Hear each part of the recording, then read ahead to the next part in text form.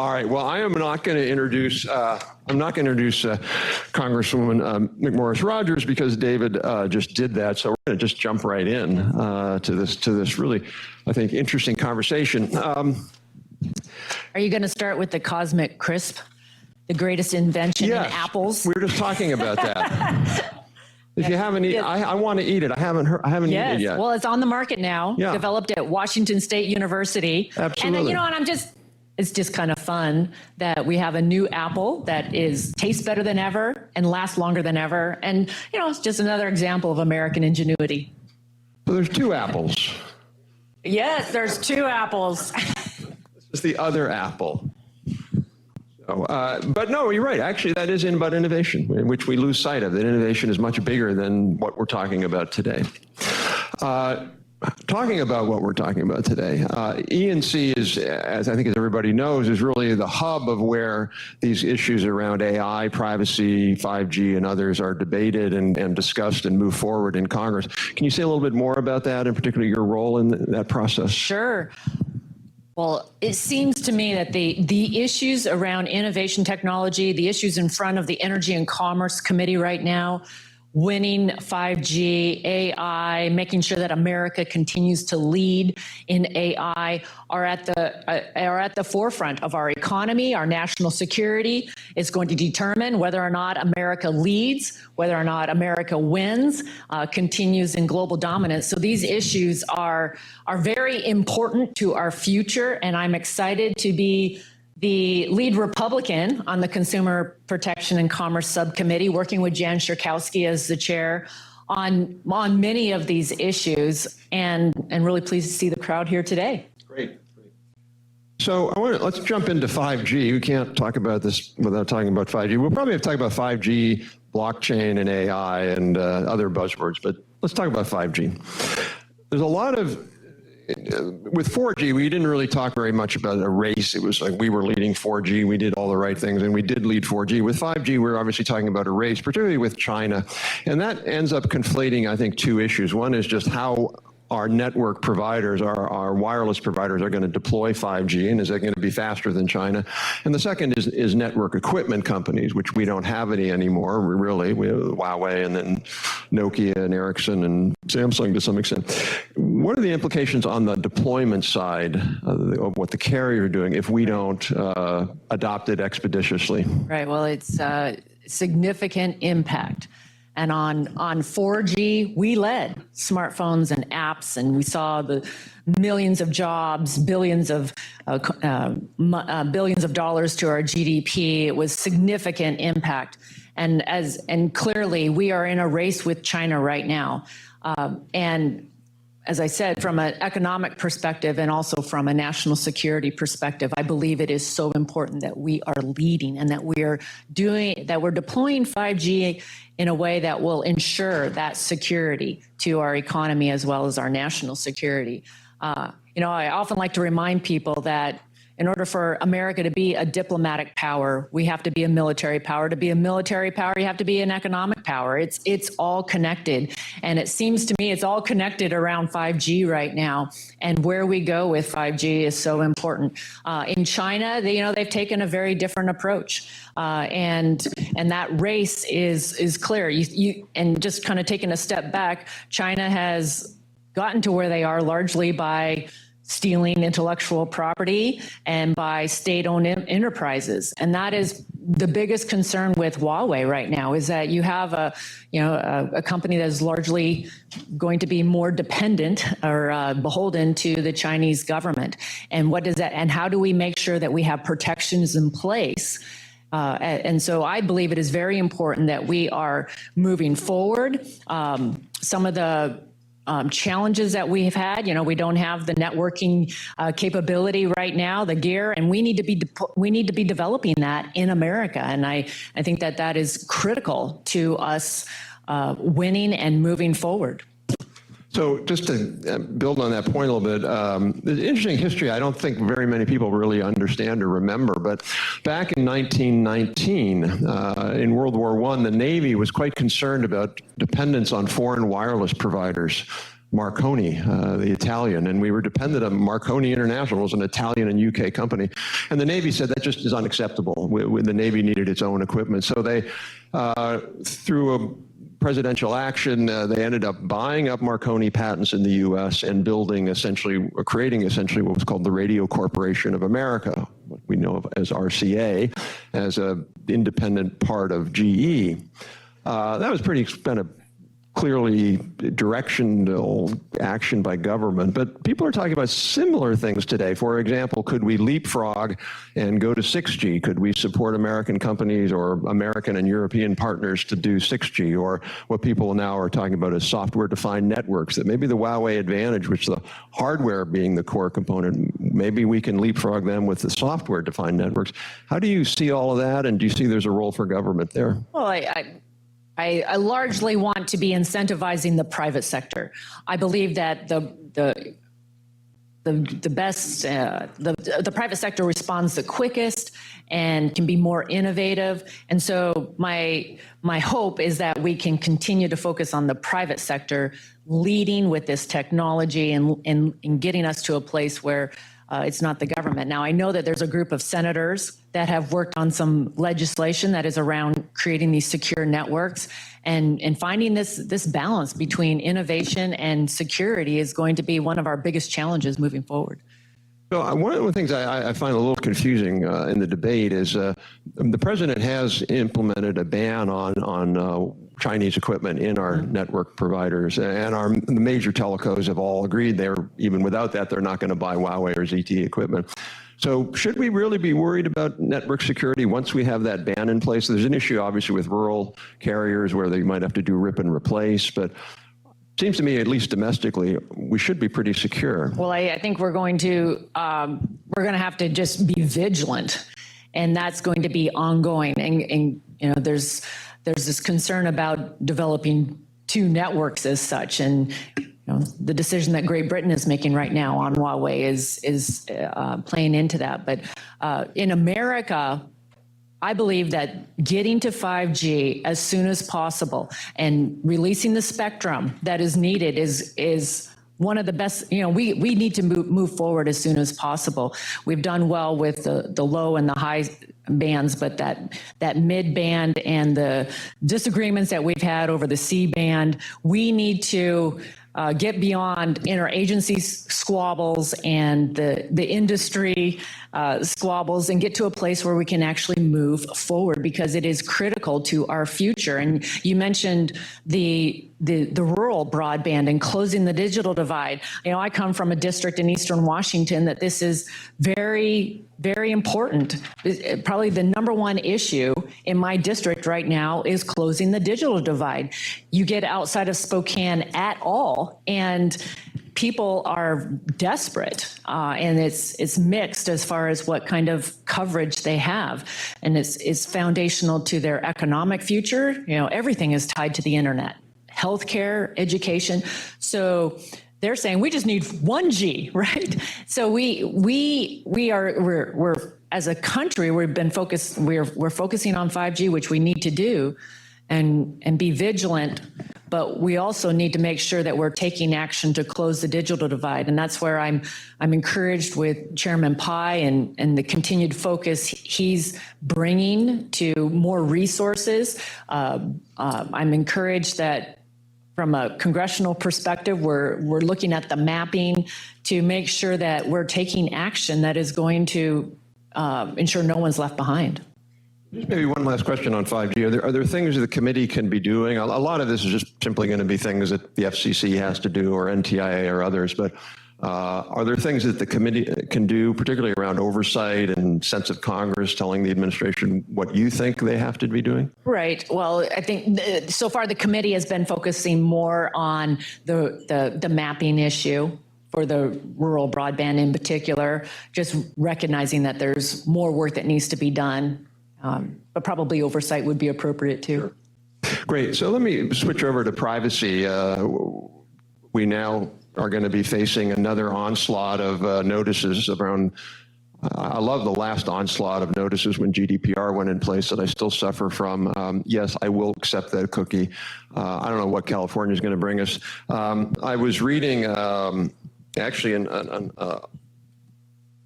a little piece you had written, or at least came out this morning, Congresswoman, and it was around the issues of having a patchwork of state laws and the problems with that. And you wrote, quote, "A patchwork of state laws would drive up compliance costs, and those costs would be passed on to the consumer."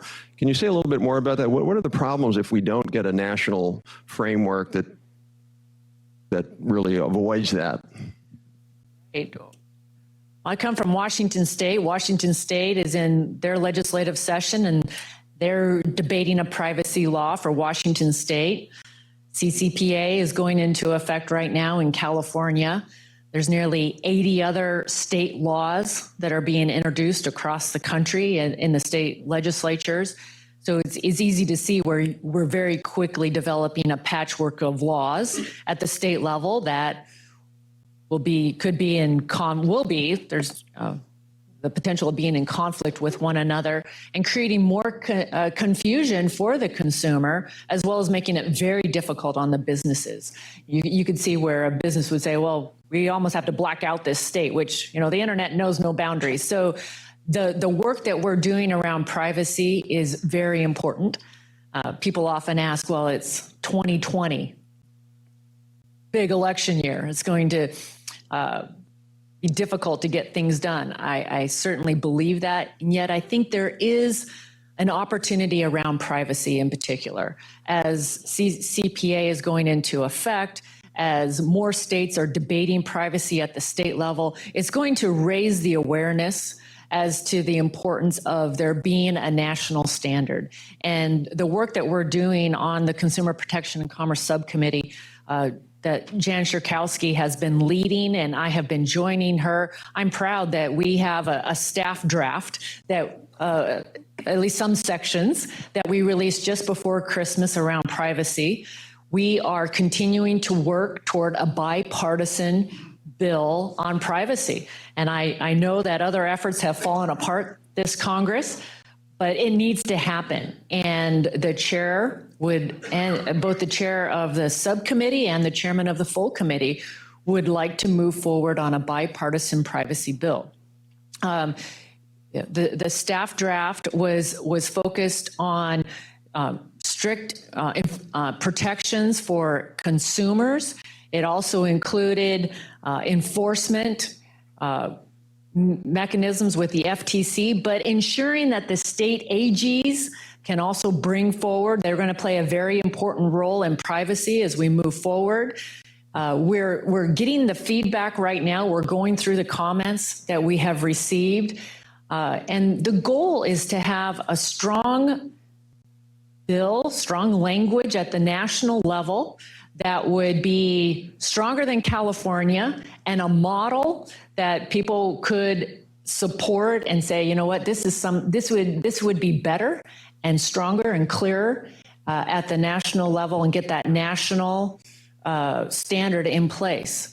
I do not support a private right of action, and believe that the work that has been done to date in this bill, in the draft language around allowing making sure that there's strong roles for the state AGs, and then increased enforcement at the FTC is the way to go. That's going to not have a negative impact on the small businesses and the innovators and the startups of the future. One of my biggest concerns with GDPR has been the increase in enforcement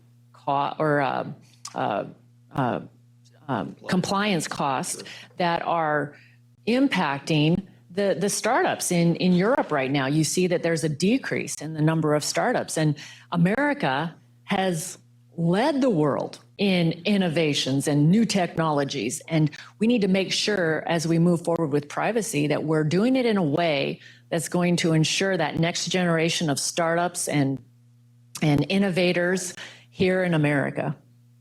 Yeah, I think, you raised to me at a central point, which I don't think has gotten enough attention, and that's just the compliance costs of this. A lot of the privacy advocates imply that there's really either that there are no costs or that the costs are meaningless because privacy is so important that we should pay, as Kennedy would say, pay any price, bear any burden. The Europeans certainly are paying a big price and bearing a big burden, as you noted. You know, there are websites you can't access in Europe now because the American company just said it's too difficult for my company to do that. And I've heard from some of the larger tech companies, well, you know, we'll take care of it. I want to make sure that we have that next generation of competitors to the large companies and the startups and the next generation of innovators. Sure, absolutely. So ITIF wrote a report recently that did a very detailed cost analysis of what a sort of GDPR/California bill would cost versus a bill that's more still strong, but balanced and sort of somewhat restrained, but still providing strong protections. And the difference was stark. We estimated that a GDPR-style bill in the U.S. would have $120 billion a year compliance costs. That's a lot of money for a typical middle-class home, if you bear that, compared to a reasonable bill that would, again, still provide protections of $6 billion. So the delta is quite large. How do you see members on the committee thinking about that question? How do you make sure you get protection without, you know, making the cost so big that people suffer?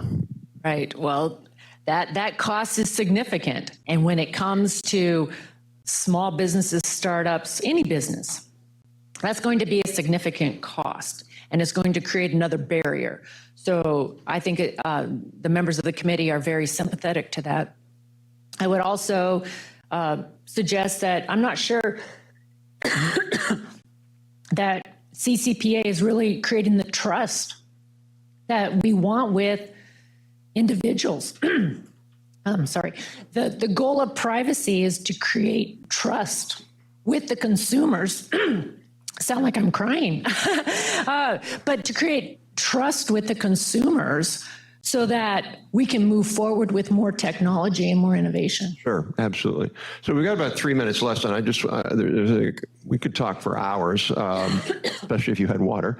But I want to just close on this question of AI. I had lunch last week, the honor of having lunch with the head of the Europe has created this high-level working group on AI, and the chair of it, a very interesting gentleman, a CEO from Finland. We were talking about what Europe is doing in this space, and you know, in general, Europe has this view, or I think many European policymakers have this view, that if they regulate AI very, very strongly, there you go. Oh, great.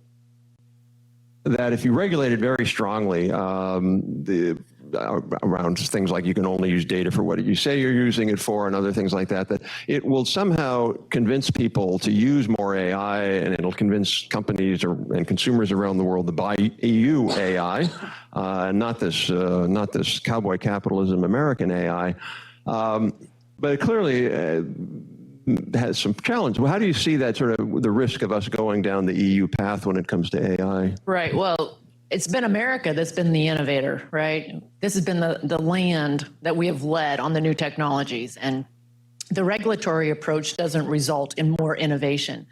That's why America has always said a light touch. AI is, it has huge potential, and it's going to be revolutionary in so many different industries: precision agriculture, manufacturing, healthcare. There's just untold ways that AI is going to improve our lives and impact our lives. I applaud the way that the administration is leading to date, the principles that they have put forward. Again, we're very, I'm proud that America is leading on AI, and we need to make sure that we continue to lead. China is investing a lot. They're on our heels. But you look at the way China is using AI today. In some parts of China, there's one camera for every 6 citizens. They are tracking movements. They are using AI against the minorities and the dissidents in China. And but they're also selling, their equipment around the world. So we need to make sure that we are leading in AI, and that We're doing it with a light regulatory touch that always honors America's values and principles around freedom and human rights and human dignity. So yeah, I tell you again, we hawking our reports. We wrote a report last year where we looked at about 15 or 20 quantitative indicators of AI progress, including venture funding, startups, scientists, publications, and we still do lead the Chinese in AI, but they lead Europe, and they're catching up quickly. But I think to sort of wrap this all up, I think the Michael Kratsios's AI principles that the administration released, the privacy work you've been doing, these are all about getting the balance right, about moving forward with legitimate concerns, but doing it in a way that allows innovators and innovation to happen. So I hope that that process can continue and that we move forward with that. Unless you have any last words, I will close it. Well, I think this is an exciting time. And getting it right is going to be so important. So having these kind of discussions, continuing to seek the input and the ideas to make sure that we strike that balance so that America continues to lead. America's been the leading innovator for the last 60, 70 years, and we want to make sure that that continues. Absolutely. So please join me in thanking Congresswoman McMorris Rodgers.